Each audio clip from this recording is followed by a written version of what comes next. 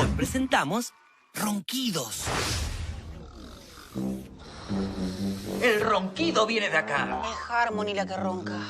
¿Por qué Josefina no la escucha? Ah, se quedó dormida escuchando música. Yo la voy a despertar. ¡Arriba, Harmony! ¡Arriba, arriba! Escuchaba las campanas. Te quedaste dormida meditando. Una meditación roncada. ¿Yo roncaba? Sí.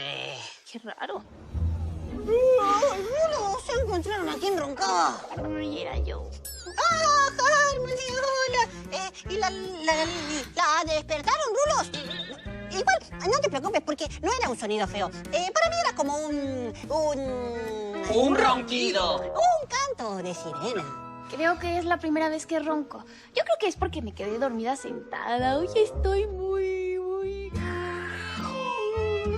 cansada. Ven, Rulos, está muy cansada. No había que despertarla. No, está bien. Igual me quedé dormida sentada, antes del anuncio de buenas noches, antes de lavarme los dientes. Harmony, está bien, está bien. Sí, bueno, sí, está bien, había que despertarla. Pero suave, Rulos. Sí. Despacio, Rulos. No así todo brusco, arriba.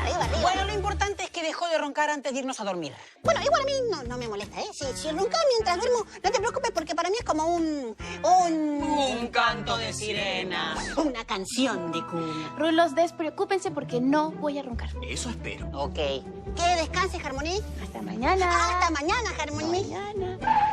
Si necesitas alguna cosa, vos sabés que yo estoy acá. ¿Me puedo sentar, hacerte una canción para que descanses? Hasta mañana, Rulos. Controlar que no tengas pesadillas. Hasta mañana, Rulos. Te hago la cama si necesitas, porque yo... Hasta mañana.